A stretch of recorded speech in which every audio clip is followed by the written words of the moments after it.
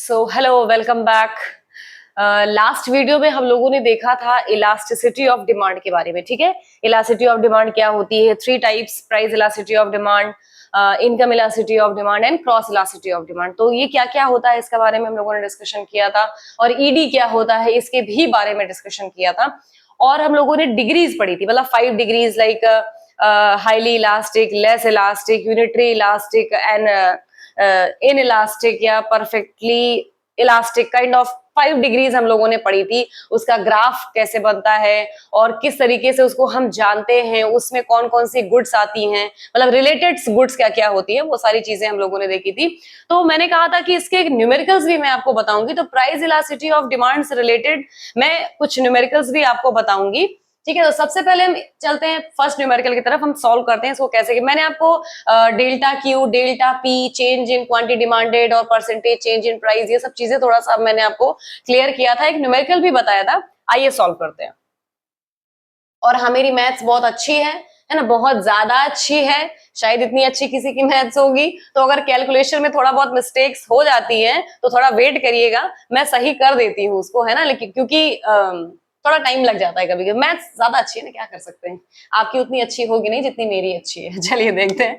तो हमारा जो इलास्टिसिटी ऑफ डिमांड का जो मेन फॉर्मूला है वो ये है: percentage change in quantity demanded. जो मैंने ये ट्रायंगल बनाया इसको डेल्टा बोलते हैं। Delta means change, I already told you, right.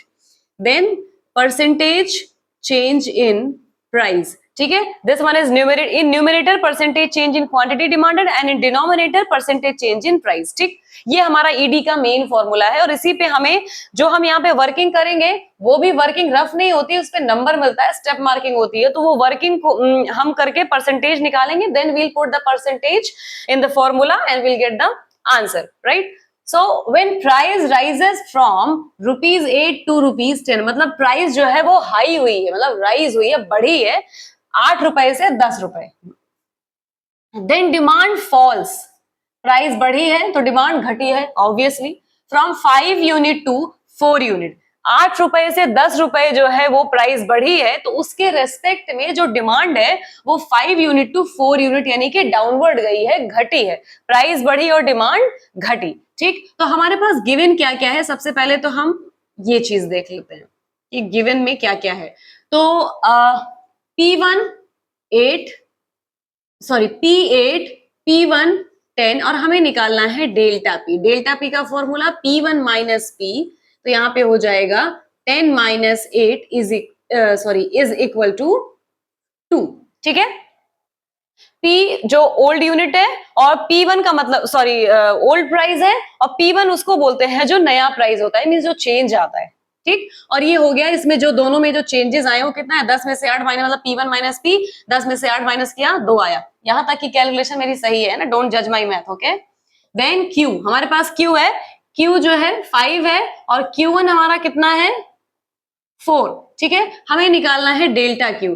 Then the formula is Q1 minus Q means 4 minus 5। तो यहाँ पे हो जाएगा -1, क्योंकि 4 जो है वो 5 भाई साहब से छोटे हैं। तो ये भाई साहब जब छोटे हैं तो जाहिर सी बात है आंसर माइनस में आएगा। अभी हमें परसेंटेज निकालना है। अब तक तो हमने चेंज निकाला कि डेल्टा पी कितना आया और डेल्टा क्यू कितना है, क्योंकि हमारे पास जो गिवन था वो ये था, है ना, ये पार्ट हमारा गिवन था, ये हमने कैलकुलेट किया। Now we have to calculate the percentage, उसी को हम यहाँ पे पुट करेंगे तो हमारा प्राइस इलास्टिसिटी ऑफ डिमांड आएगा। ठीक, अभी तक की मैथ मेरी जो है वो मेरे इज्जत को बचा रही है। अब देखते हैं आगे क्या क्या बेइज्जती कराती है। तो हमें परसेंटेज निकालना है, तो the formula is delta P upon P multiplied by 100। वैसे यहाँ पे delta Q upon Q multiplied by 100। ठीक, ये है फॉर्मूला। तो डेल्टा पी कितना है? 2, और डिवाइड किया हमने उसको 8 से और मल्टीप्लाई किया 100 से। तो जैसा कि मेरी कैलकुलेशन बहुत ज्यादा अच्छी है, मुझे थोड़ा सा टाइम लगता है कैलकुलेट करने में, क्योंकि मैं बहुत ही ब्रिलियंट स्टूडेंट रही हूँ मैथ्स में। तो इसको जब हम कैलकुलेट करेंगे तो आएगा आंसर 25%। क्या मैं सही हूं?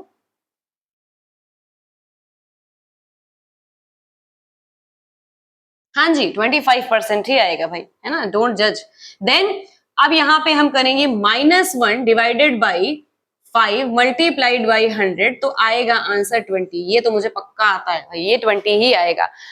अब हमको इसी फॉर्मूले को यहाँ पे पुट करना है, तो हम percentage change in quantity demand, percentage कितना आया है 20, ठीक है, और वो भी माइनस में आया है बेचारा, मतलब एक अलग ही लेवल की बेइज्जती हो रही है, ठीक है, माइनस में आया है। उसके बाद परसेंटेज चेंज इन प्राइस कितना आया है 25%, ये 25% और ये भाई साहब 20%, न्यूमरेटर में -20 एंड डिनोमिनेटर में 25%। अब इसे हमें कैलकुलेट करना है, तो जैसा कि मैंने बताया कि मैथ्स मेरी बहुत ज्यादा अच्छी है, तो मैं इसको जब कैलकुलेट करूंगी तो इसका जो आंसर आएगा वो आएगा 0.8, लेकिन माइनस में आएगा। तो प्राइस इलास्टिसिटी ऑफ डिमांड जो आया है वो आया है 0.8, वो भी माइनस में, लेकिन इलास्टिसिटी ऑफ डिमांड में माइनस का कोई भी बहुत ज्यादा मतलब नहीं होता है। मींस अगर आंसर माइनस में है डजंट मीन कि वो गलत हो गया या आप क्या करें, पैनिक नहीं हो जाना है। माइनस का मतलब होता है कि जो हमारा डिमांड है वो प्राइस के कंपैरिजन में लेस फ्लक्चुएट हुआ है, मतलब कम फ्लक्चुएट हुआ है, इसीलिए वो माइनस में है, नथिंग मच।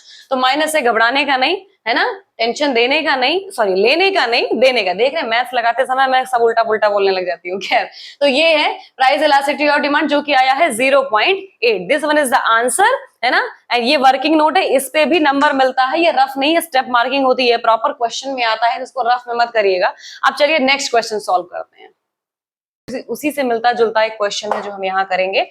इसमें है calculate ED if demand increases. वहां पे क्या था, पहले हमने प्राइस के बारे में देखा। Now demand increases from 4 unit to 5 unit, 4 unit से 5 यूनिट डिमांड क्या हो गई, बढ़ गई। क्यों, उसके पीछे रीजन है, due to fall in price from ₹10 to ₹8, मतलब 4 यूनिट से 5 यूनिट डिमांड बढ़ गई, क्योंकि 10 यूनिट से 10 रुपीज से 8 रुपीज जो है प्राइस क्या हुआ, घट गया। यहाँ पे क्या हुआ, डिमांड इंक्रीज हुई है, मींस प्राइस क्या है, घटी हुई है। चलिए आंसर देखते हैं। तो आंसर में मैंने बताया है कि जो मेन आंसर फॉर्मूला है वो क्या होता है, ED is equal to percentage change in quantity demanded upon percentage change in price, this one is the main formula. Then हमारे पास गिवन क्या क्या है, गिवन में है P है 10 और P1 है 8, so delta P is P1 minus P means 8 minus 10 is equal to -2, right. Q है हमारे पास 4 एंड Q1 इज 5। डिजिट मैंने सेम रखी है ताकि आपको समझने में प्रॉब्लम ना हो।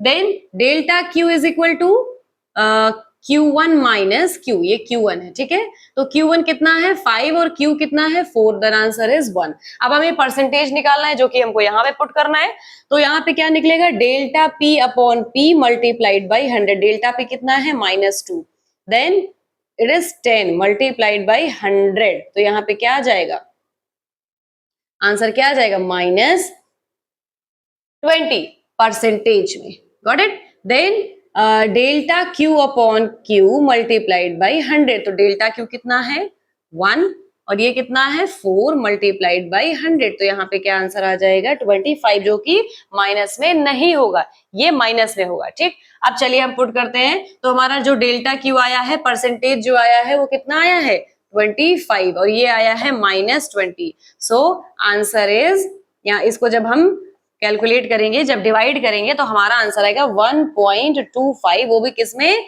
माइनस में। ये हो गया आपका प्राइस इलास्टिसिटी ऑफ डिमांड -1.25, ये इसका आंसर है। मैंने डिजिट इसलिए सेम रखी ताकि आपको कंफ्यूजन ना हो। सब पहले क्वेश्चन में मैंने दिखाया था आपको कि कैसे प्राइस के बढ़ने या घटने से डिमांड पे इंपैक्ट आता है, ठीक है। दूसरे क्वेश्चन में मैंने उसको जस्ट उल्टा कर दिया कि प्राइस, हम देख रहे हैं कि डिमांड इंक्रीज हुई है, क्यों, उसके पीछे रीजन क्या है, क्योंकि प्राइस में फ्लक्चुएशन हुआ है। मैंने डिजिट को सेम रखी, आप देखिए लास्ट टाइम क्या आया था 0.8, अभी क्या आया है 1.25, दोनों माइनस में ही आए हैं, और माइनस का मतलब इलास्टिसिटी में क्या होता है कि फ्लक्चुएशन क्या हुई है, कम हुई है।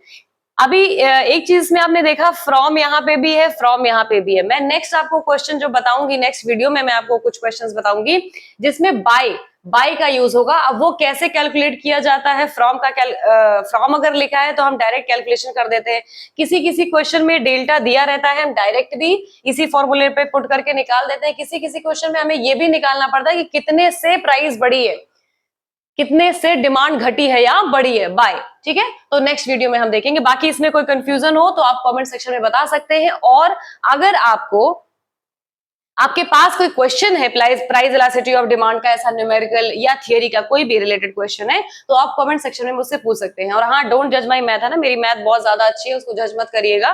कैलकुलेशन मिस्टेक मुझसे कभी कभी हो जाती है, बट इट डजंट मीन मुझे मैथ्स नहीं आती है ना, ज्यादा ही आती है। खैर चलिए, तो बाकी कोई कंफ्यूजन हो तो आप पूछिएगा। Till then, thank you so much.